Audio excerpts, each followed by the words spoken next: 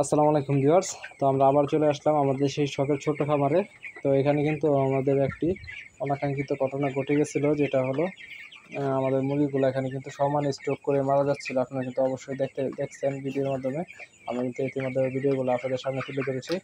তো এখন কিন্তু আল্লাহর রহমতে মুরগিগুলো সব সুস্থ আছে এবং আমরা কিন্তু বেশ অনেকগুলো ওষুধ নিয়ে আসছি। ওই ওষুধগুলো কী কী আমরা আপনাদের সামনে তুলে দেবো ইনশাল্লাহ। আমরা ওষুধের ভিডিওটা আগামীকালকে নিয়ে আসবো। তো আজকে আমাদের এখানে মুরগিগুলো আল্লাহর মতে আজকে একটা মুরগিও মারা যায়নি, সবগুলো মুরগি সুস্থ আছে, ভালো আছে।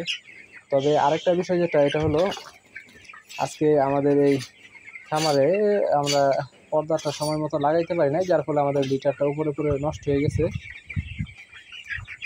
দেখতে পাচ্ছেন এই কিন্তু লিটারটা একদমই নষ্ট হয়ে গেছে। তো মূলত এই বিষয়টা আপনারা অবশ্যই লক্ষ্য রাখার চেষ্টা করবেন। খামারের বৃষ্টির আগে অবশ্যই খুব সাবধান, এইরকমভাবে যাতে লিটার আপনাদের নষ্ট না হয়। এই দেখেন লিটারটা ভিজে গেছে। এখন এই লিটারের উপর যে মুরগিগুলো থাকবে ওই মুরগিগুলোরই ঠান্ডা লাগবে, গাম্বুরো হবে এবং বিভিন্ন ভাইরাস আক্রান্ত হবে। ভিজা জিনিসের মধ্যে কিন্তু ভাইরাস থাকে, এটা আপনারা অবশ্যই জানেন।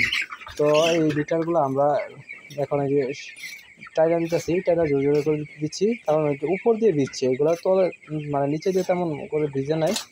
আর আমরা এখন যেটা করবো, এই খামারের যে পর্দাটা আছে পর্দাটা এই পাশে চাপায় রাখবো, যাতে এই দিকটা দিয়ে আমাদের আর এরকম মানে পানি বা বৃষ্টির ছিটা না আসে। তো আলহামদুলিল্লাহ, আল্লাহর রহমতে আজকে আমাদের মুরগির কোনো সমস্যা হয় নাই, মুরগিগুলো ভালো আছে, সুস্থ আছে। মহান আল্লাহ তাআলার কাছে শুকরিয়া আদায় করছি যে এত একটা বড় বিপদের মাঝেও আল্লাহ তাআলা আমাদের সহায় ছিল। অনেকগুলো মুরগি আমাদের কাইটে গেছে, এবারে লাভ হবে না লস হবে এটা আল্লাহ ভালো জানে, এটা বলা যায় না।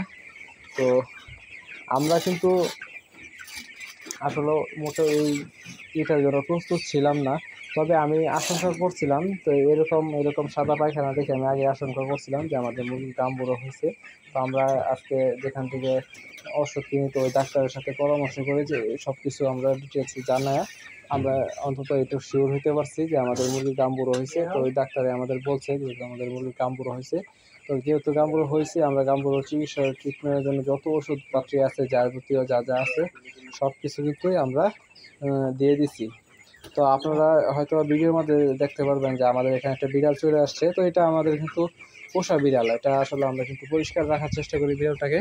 তো অনেকে বলতে পারেন যে ভাই বিড়াল থেকে ভাইরাস হয়েছে। তো আমাদের আরেকটা কথা আপনাদের ক্লিয়ার করে দিই, প্রতি চালানে যখন এখানে মুরগি তুলি আমরা, তখন এই বিড়াল এটা এখানে আসে, সমস্যা নাই। বিড়াল এটা মুরগির খাবার খায়, আবার ভিতরে চলে যায়, একটা মুরগিও ধরে না, কিছুই করে না, মুরগির সাথে বন্ধুত্বপূর্ণ আচরণ করে।